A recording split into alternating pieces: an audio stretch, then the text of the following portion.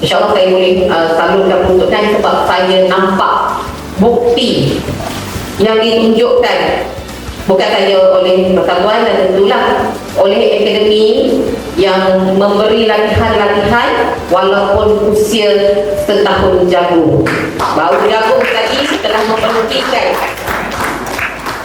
InsyaAllah Nas teruskan membantu orang lain, memberi ilmu dan manfaat kepada orang lain.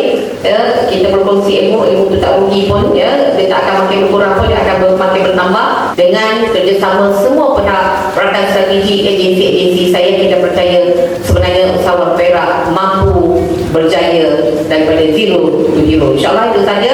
Dengan lapan bismillahirrahmanirrahim, saya boleh gunakan majlis pelaksana penutup projek 200 penyemahan usahawan menyumbul komuniti. Nampak tak maknanya itu saya dah nampak.